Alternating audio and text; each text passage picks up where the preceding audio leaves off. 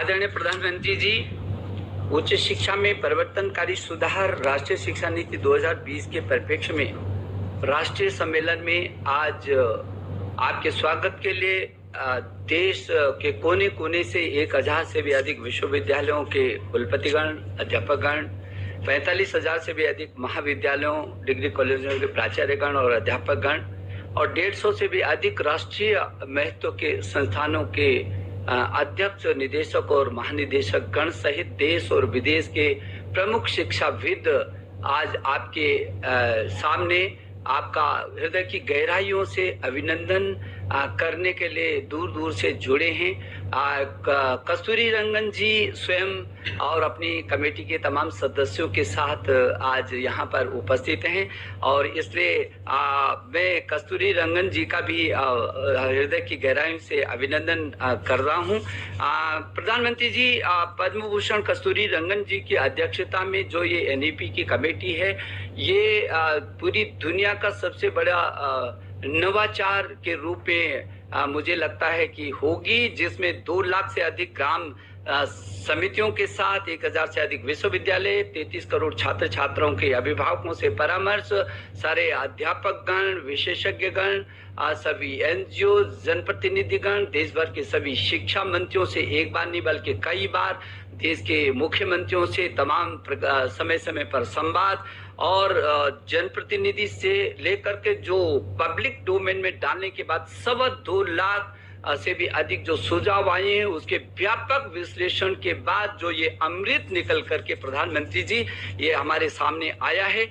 मैं ये समझता हूँ कि जो आपके नए भारत के निर्माण का प्रधानमंत्री जी संकल्प रहा है, ऐसा भारत जो स्वच्छ भारत हो, स्वस्थ भारत हो, समृद्ध भारत हो, सशक्त भारत हो, श्रेष्ठ भारत हो, आत्मनिर्भर भारत हो और एक भारत हो, और जिसका रास्ता आपने प्रधानमंत्री जी का हमको दिया है कि make in India, digital India, skill India, startup और स्टैंड अप, इस रास्ते से भी हो करके आपने जो एक और मंत्र सूत्र दिया कि सबका साथ, सबका विकास और सबका विश्वास लेकर के उन नीति पर, वो आपके विजन पर प्रधानमंत्री जी ये जो नई शिक्षा नीति आई है, वो यूनेस्को के उस लक्ष्य को, जो सतत विकास के लक्ष्यों को प्राप्त करने का उसका लक्ष्य है, उसको भी केंद्रित करती है, उसको भी, उस लक्ष्य को भी प्राप्त करने की इसमें क्षमता है। प्रधानमंत्री जी, आपने हमेशा कहा है कि ये 21वीं सदी ज्ञान की सदी है, और जो प्रधानमंत्री जी आपके नेतृत्व में मैं समझ सकता हूं कि कितनी बार एक एक शब्द इस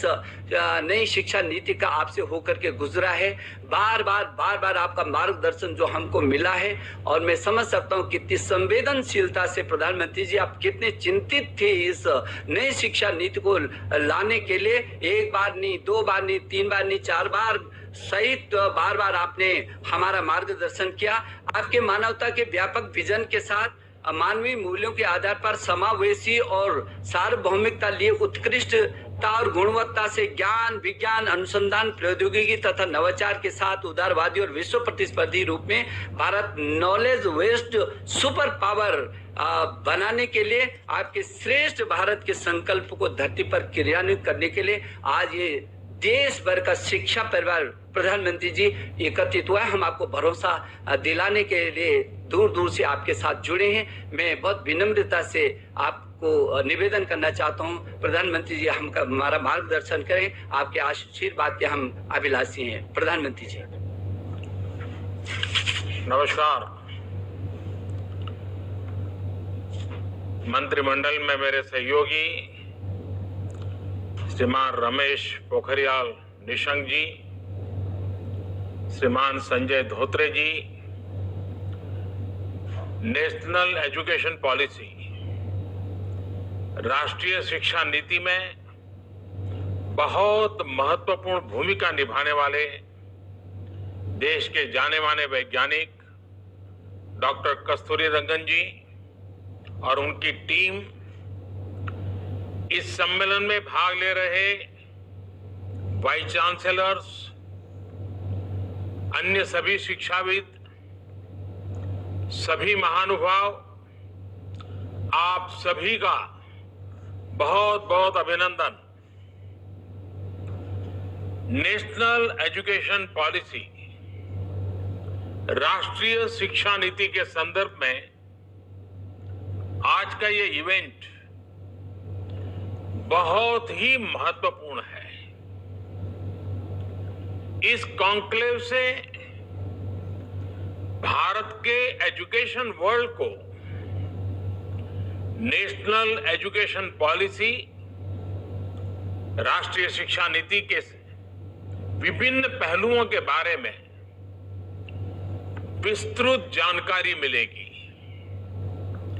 जितनी जानकारी और ज्यादा जानकारी ज्यादा स्पष्ट होगी, फिर उतना ही आसान इस राष्ट्रीय शिक्षा नीति का इम्प्लीमेंटेशन भी होगा।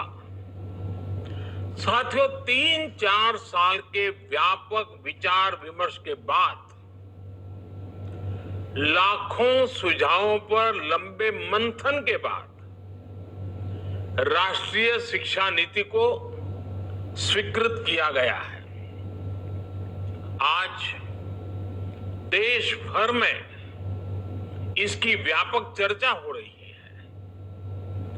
अलग अलग क्षेत्र के लोग, अलग अलग विचारधाराओं के लोग अपने व्यूज दे रहे हैं, राष्ट्रीय शिक्षा नीति को रिव्यू कर रहे हैं।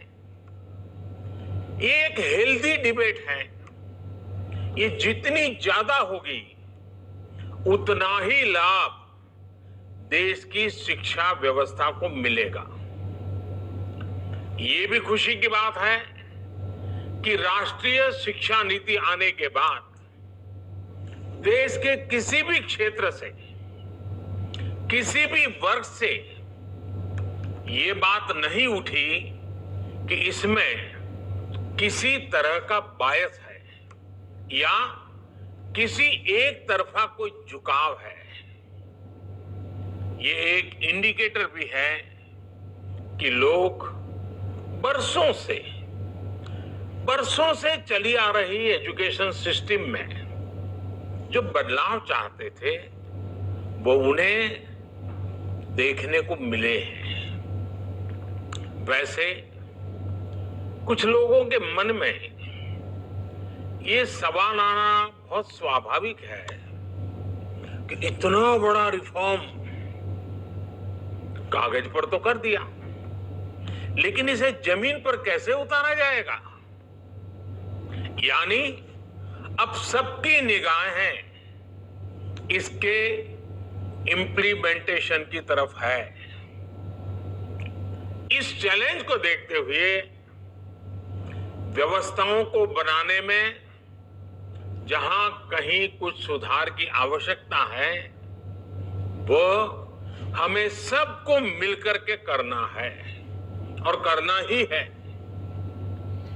आप सभी राष्ट्रीय शिक्षा नीति के इम्प्लीमेंटेशन में और उस काम में सीधे तौर पर जुड़े हैं और इसलिए आप सबकी भूमिका बहुत ज्यादा है, बहुत अहम है। जहां तक पॉलिटिकल विल की बात है, मैं पूरी तरह कमिटेड हूं, मैं पूरी तरह आपके साथ हूं। साथियों,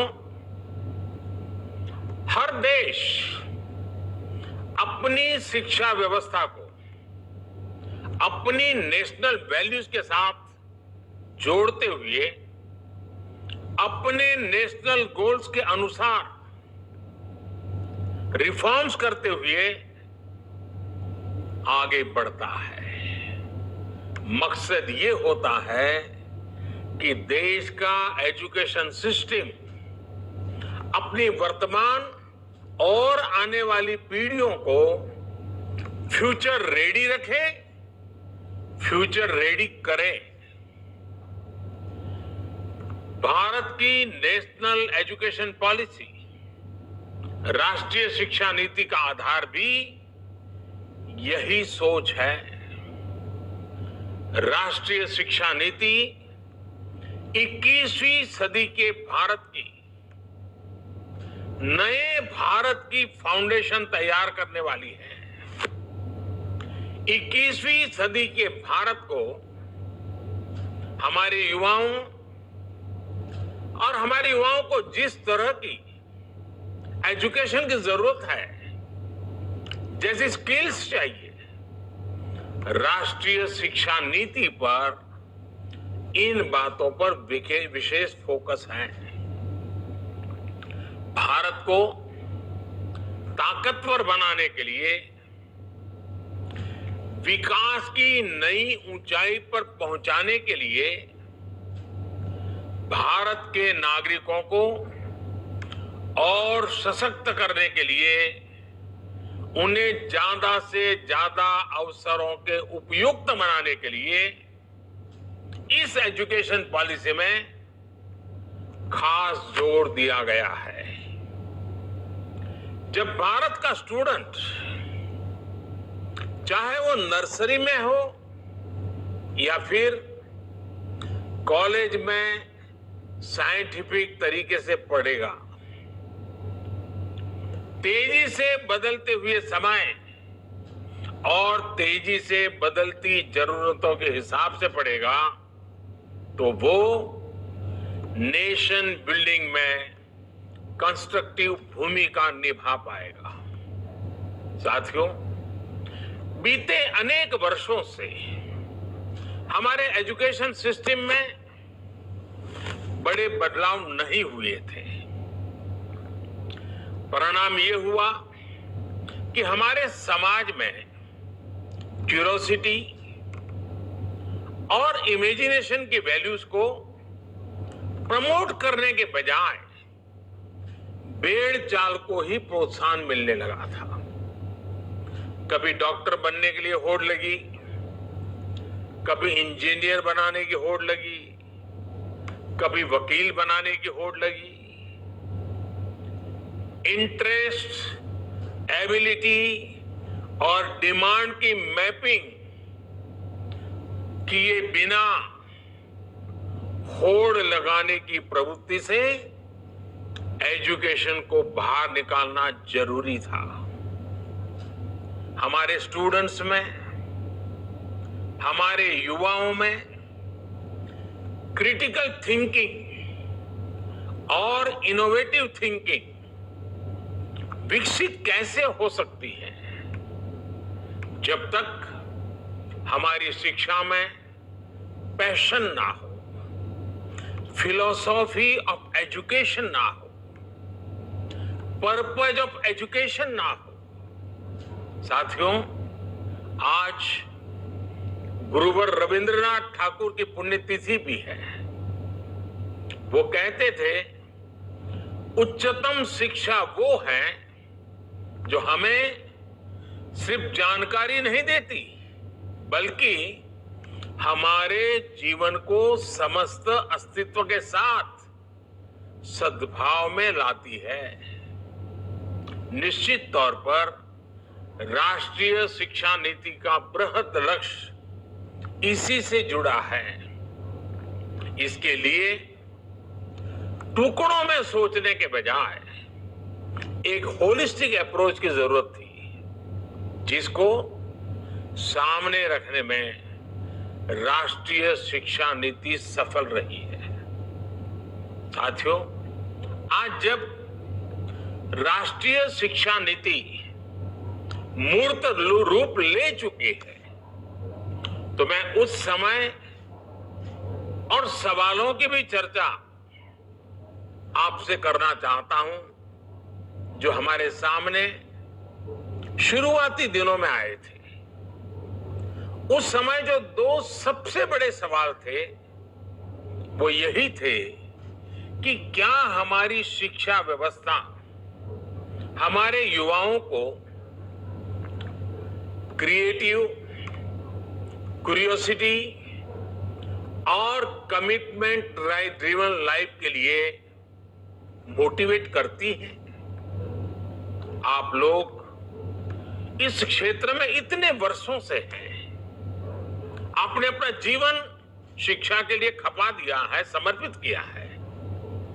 आप लोग इसका जवाब बेहतर जानते हैं। साथियों, हमारे सामने दूसरा सवाल था कि क्या हमारी शिक्षा व्यवस्था हमारे युवाओं को एम्पावर करती है, देश में एक एम्पावर्ड सोसाइटी के निर्माण में मदद करती है। आप सब इन सवालों से भी परिचित हैं और जवाबों से भी भली भांति परिचित हैं। साथियों, आज मुझे संतोष है कि भारत की नेशनल एजुकेशन पॉलिसी, राष्ट्रीय शिक्षा नीति को बनाते समय इन सवालों पर गंभीरता से काम किया गया। साथियों, बदलते समय के साथ एक नई विश्व व्यवस्था, एक नए रंग रूप और व्यवस्थाओं में बदलाव, एक नई विश्व व्यवस्था खड़ी हो रही है। एक नया ग्लोबल स्टैंडर्ड भी तय हो रहा है। इसके हिसाब से भारत का एजुकेशन सिस्टम खुद में बदलाव करे, ये भी किया जाना बहुत जरूरी था। स्कूल करिकुलम के 10+2 स्ट्रक्चर से आगे बढ़कर अब 5+3+3+4 करिकुलम का स्ट्रक्चर देना इसी दिशा में एक कदम है। हमें अपने स्टूडेंट्स को ग्लोबल सिटीजन भी बनाना है और इसका भी ध्यान रखना है कि वे ग्लोबल सिटीजन तो बने, लेकिन साथ साथ अपनी जड़ों से भी जुड़े रहें। जड़ से लेकर के जग तक, मनुष्य से मानवता तक, अतीत से आधुनिकता तक सभी बिंदुओं का समावेश करते हुए इस राष्ट्रीय शिक्षा नीति का स्वरूप तय किया गया है। साथियों, इस बात में कोई विवाद नहीं है कि बच्चों के घर की बोली और स्कूल में पढ़ाई की भाषा एक ही होने से बच्चों के सीखने की गति बेहतर होती है। ये एक बहुत बड़ी वजह है जिसकी वजह से जहां तक संभव हो 5th क्लास तक बच्चों को उनकी मातृभाषा में ही पढ़ाने पर सहमति दी गई है।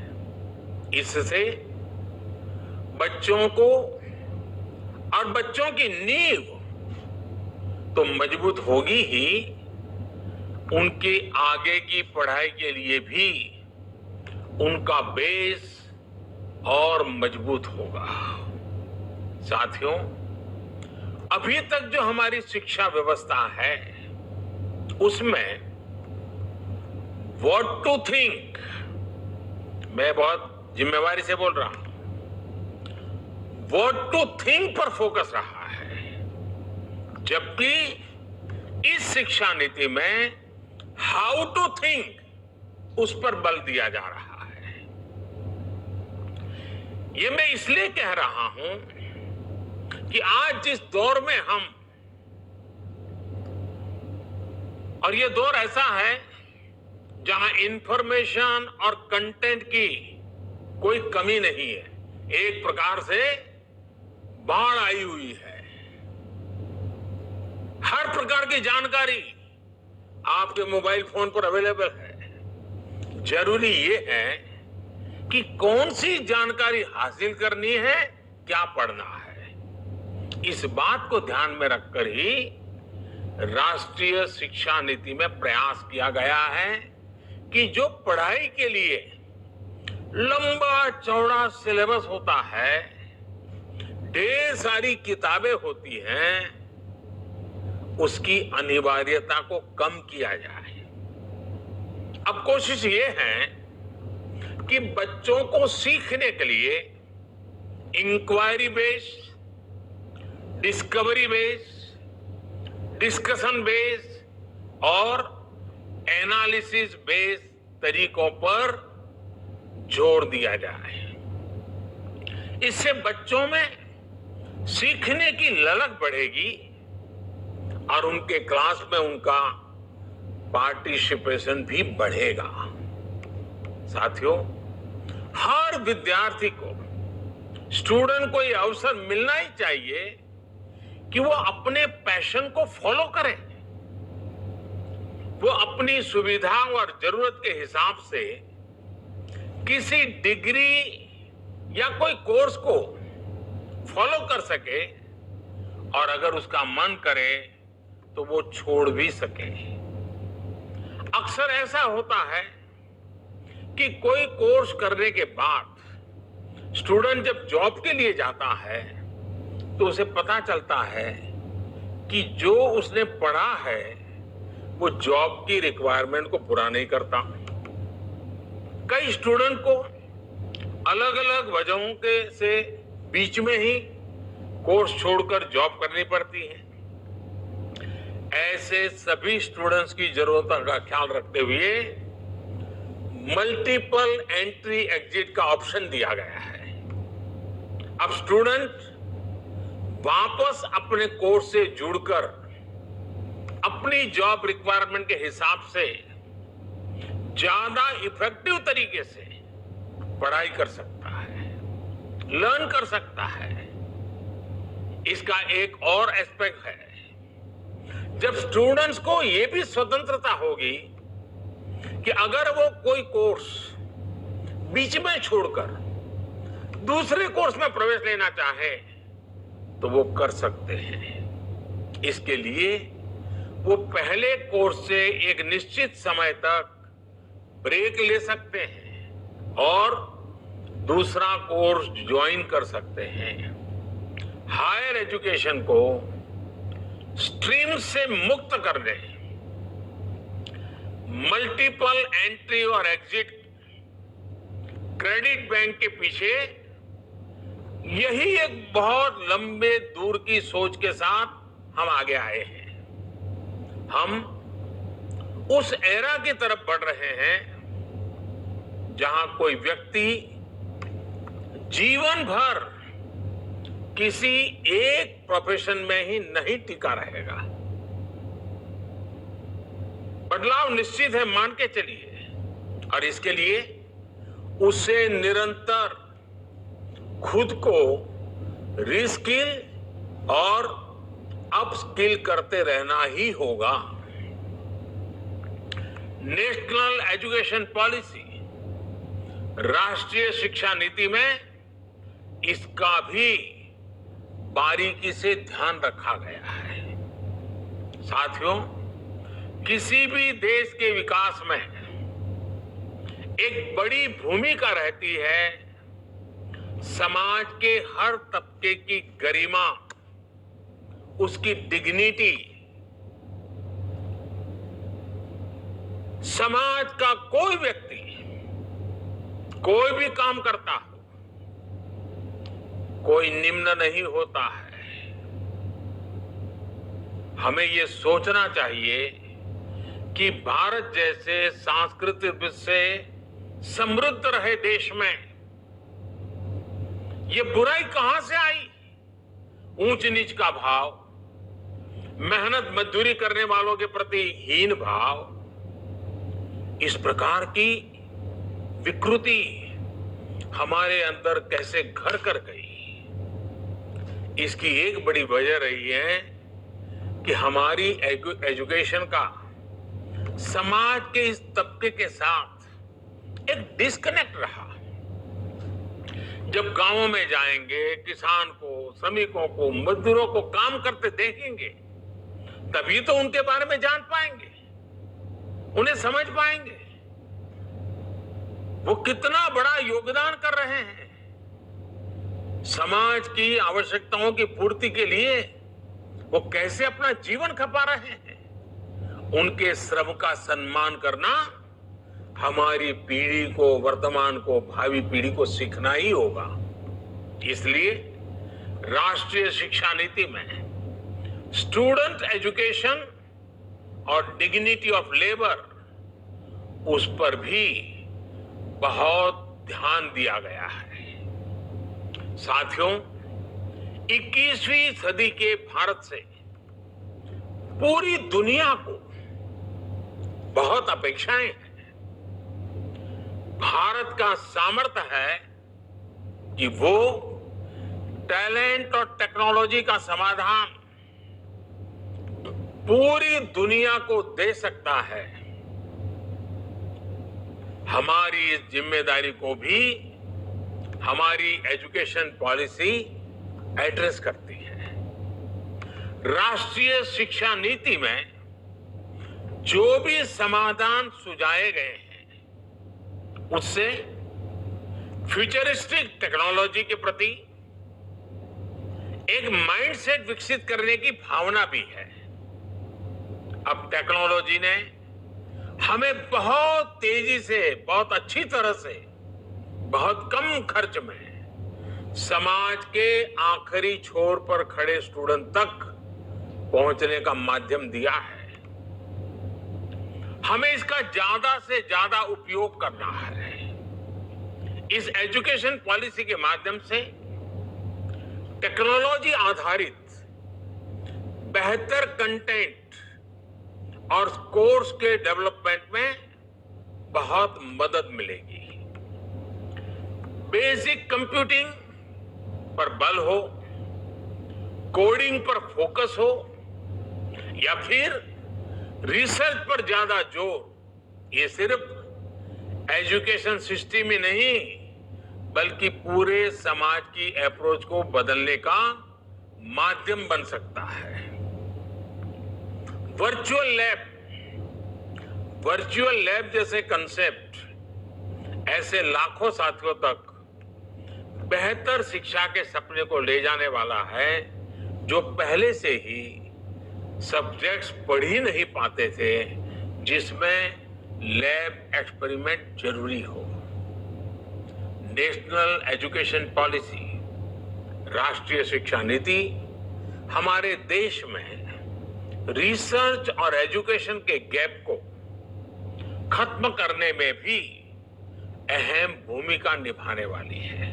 साथियों, जब इंस्टीट्यूशंस और इंफ्रास्ट्रक्चर में ये रिफॉर्म्स रिफ्लेक्ट होंगे तभी राष्ट्रीय शिक्षा नीति को अधिक प्रभावी और त्वरित गति से इंप्लीमेंट किया जा सकेगा।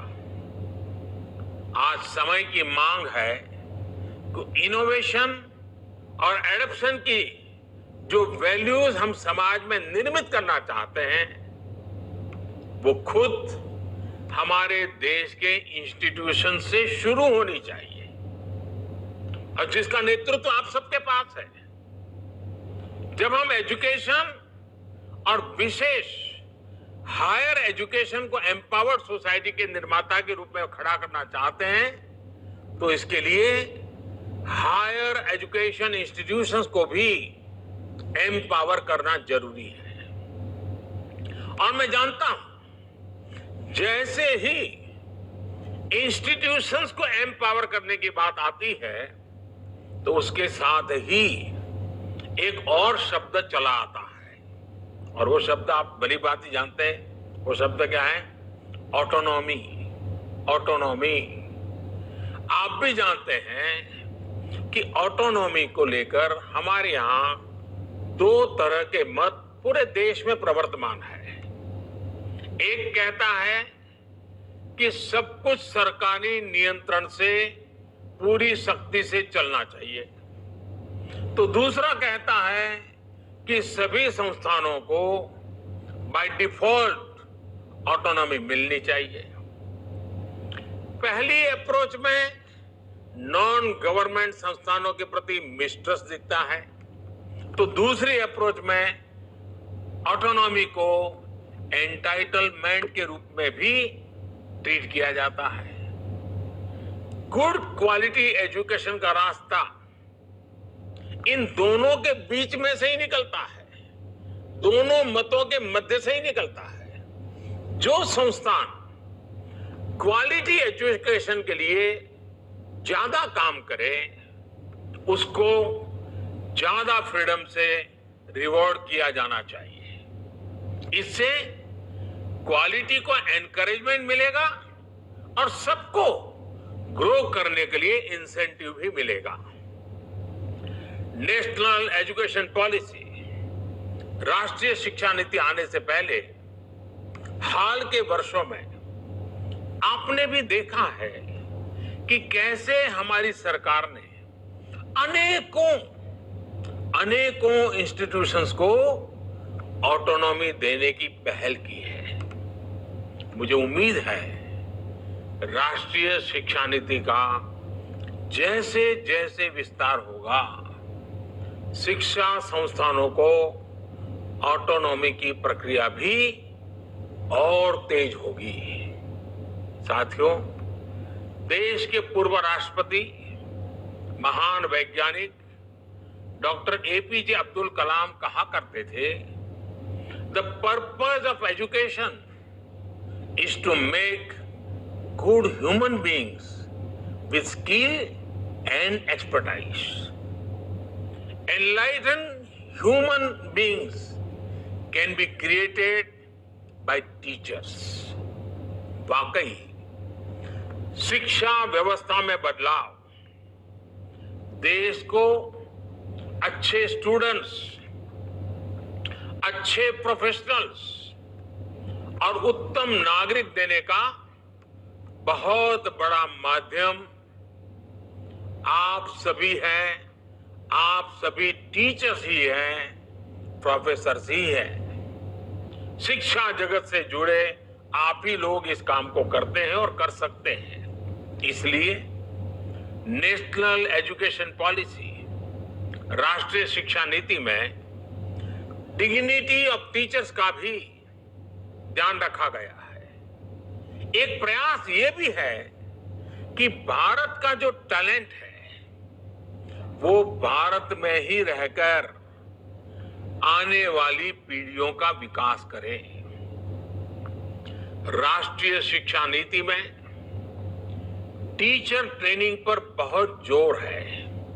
वो अपनी स्किल्स लगातार अपडेट करते रहें, इस पर बहुत जोर है। I believe when a teacher learns, a nation leads। साथियों, नेशनल एजुकेशन पॉलिसी, राष्ट्रीय शिक्षा नीति को अमल में लाने के लिए हम सभी को एक साथ संकल्पबद्ध होकर काम करना है। यहां से universities, colleges, school education boards, अलग अलग स्टेट्स, अलग अलग स्टेक होल्डर्स के साथ संवाद और समन्वय का नया दौर शुरू होने वाला है। आप सभी साथी, क्योंकि हायर एजुकेशन के सबसे शीर्ष संस्थानों के शीर्ष में है, तो आपकी जिम्मेदारी ज्यादा है। मेरा आग्रह है कि राष्ट्रीय शिक्षा नीति पर लगातार वेबिनार करते रहिए, डिस्कशंस करते रहिए, नीति के लिए रणनीति बनाइए, रणनीति के को लागू करने के लिए रोड मैप बनाइए, रोड मैप के साथ टाइमलाइन जोड़िए, उसको इंप्लीमेंट करने के लिए रिसोर्सेज, ह्यूमन रिसोर्सेज, इस सबको जोड़ने की योजना बनाइए। और ये सारा चीजें नई नीति के प्रकाश में आप ही को करना है। राष्ट्रीय शिक्षा नीति सिर्फ एक सर्कुलर नहीं है।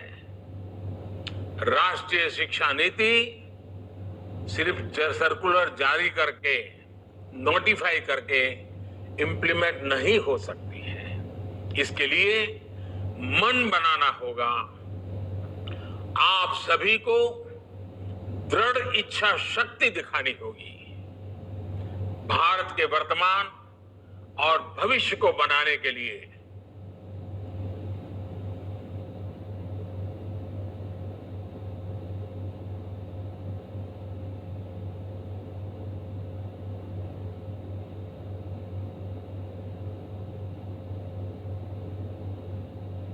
हमारे इन प्रयासों से पूरी शताब्दी को एक दिशा मिलने वाली है और इसमें इस गौरवपूर्ण अध्याय में जुड़ने के लिए मैं आपको निमंत्रित देता हूं। इसमें आपका योगदान बहुत आवश्यक है। इस कॉन्क्लेव को देख रहे, सुन रहे प्रत्येक का योगदान आवश्यक है। मुझे विश्वास है इस कॉन्क्लेव में राष्ट्रीय शिक्षा नीति के इफेक्टिव इंप्लीमेंटेशन को लेकर बेहतर सुझाव, बेहतर समाधान निकल करके आएंगे।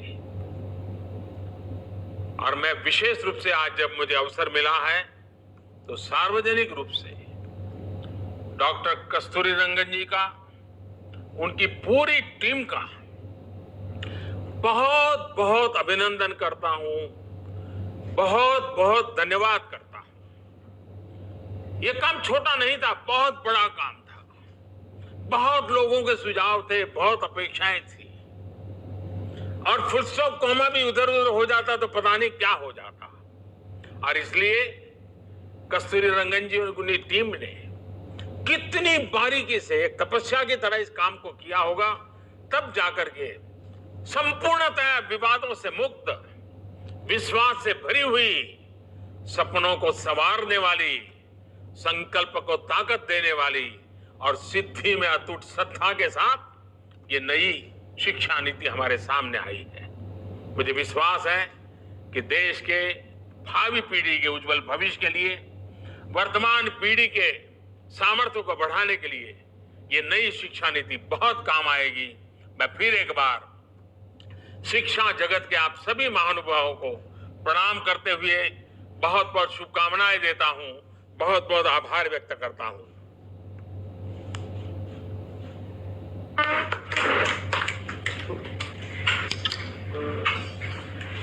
बहुत बहुत धन्यवाद प्रधानमंत्री जी। हम आपके बहुत आभारी हैं।